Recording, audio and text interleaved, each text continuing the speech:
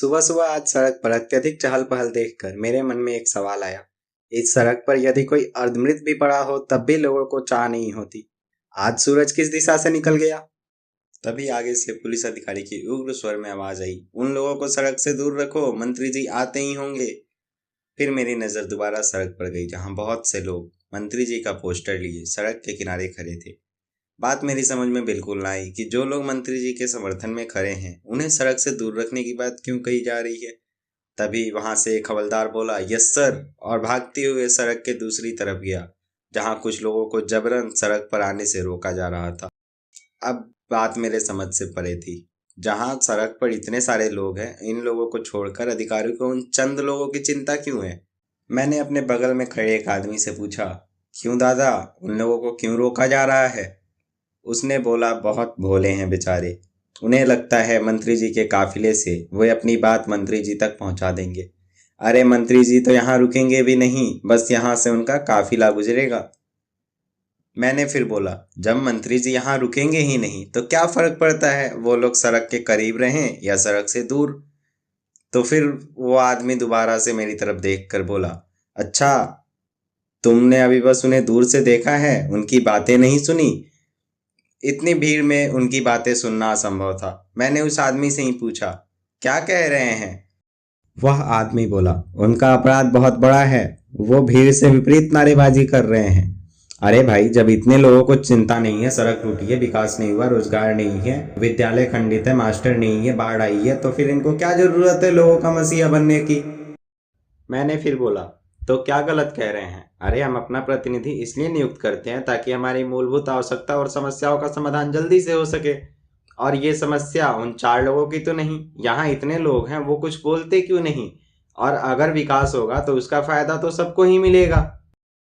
उस व्यक्ति ने अब व्यंग्यात्मक जवाब दिया, यहाँ जो लोग सड़क के करीब खड़े हैं वो बस जनता नहीं, भीड़ है, भीड़। याद रखना बेटा, भीड़ कभी नहीं चाहेगी कि तुम उसके विपरीत रहो, फिर वो तुम्हें अपना शत्रु मान लेगी। और भीड़ से कभी नहीं उलझना, अंत में सिर्फ पछतावा ही मिलेगा। मैंने फिर से पूछा, ये कौन लोग हैं? उस व्यक्ति ने कहा, ये वही 4 लोग हैं बेटा, जो थोड़ा सा पढ़ लिख कर देश को बदलना चाहते हैं। इनके हिसाब से ये बाकी लोग जो झंडा लिए खड़े हैं वो सब नासमझ हैं। अब ये युवा बताएंगे समझदारी क्या होती है। मैंने बात को बीच से काटते हुए कहा, समझदारी? वो कोई बताने की वस्तु नहीं, वो तो अनुभव का विषय है। और जरूरी नहीं जिनकी आयु कम हो वो समझदार ना हो। उस व्यक्ति ने मुस्कुराते हुए कहा, बात बुरी लग गई तुम्हें बेटा, आखिर तुम भी तो युवा ही हो। नया खून है और नए खून में उबाल तो होना ही चाहिए, वरना क्या फर्क रह जाएगा वृद्धों में और युवाओं में? बस तुम्हारी समस्या यहीं से शुरू होती है कि तुम्हें सब ठीक करना है। अरे भाई, जो जैसा चल रहा है चलने दो, इतने वर्षों से कोई समस्या ना थी। जैसे तुम लोग 2-4 अक्षर पढ़ क्या लिए अपने को महात्मा गांधी और नेल्सन मंडेला ही समझ लेते हो। उन लोगों ने भी देश एकदम से ठीक नहीं किया, एक एक करके धीरे धीरे किया। ये देश ना एक क्रम से चलता है, अगर उसे पूर्णतः बदला जाए तो अराजकता आ सकती है। इसलिए तुम्हारी पीढ़ी को धैर्य का पाठ भी पढ़ना होगा। अभी ही देख लो, यहाँ इतने सारे लोग मंत्री जी को देखने आए हैं। मंत्री जी तो यहाँ रुकेंगे भी नहीं, कहीं बंद गाड़ी से हाथ लहरा कर अभिवादन कर दे, नहीं तो बंद काले शीशे में तुम क्या देख लोगे?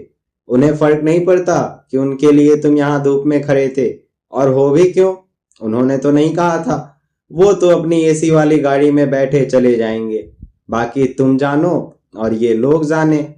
सबसे पहले इस गुलामी मानसिकता वाली सोच को बदलो, और जरूरत लगे तो नेता को भी।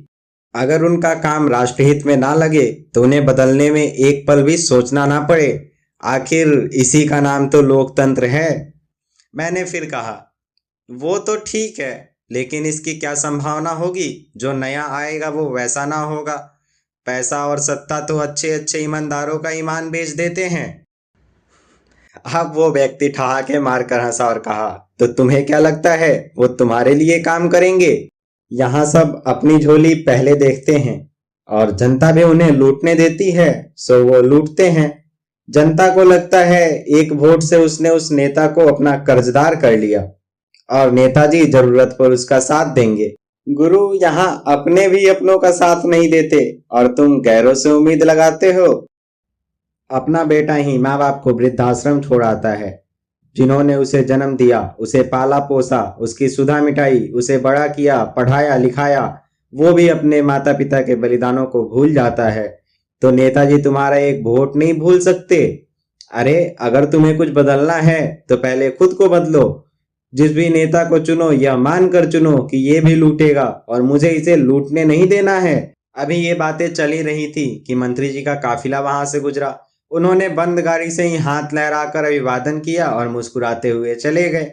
इधर लोग भी इस बात से प्रसन्न हो गए कि मंत्री जी ने उन्हें हाथ दिखाया और अभिवादन किया। फिर क्या था, थोड़ी ही देर में सारी भीड़ कहाँ 9 तो 11 हो गई, पता ही ना चला। और मैं उस भीड़ में उस व्यक्ति को ढूंढता रहा जिससे मेरी वार्ता अधूरी रह गई थी। वह व्यक्ति तो ना मिला, लेकिन सीख अच्छी दे गया।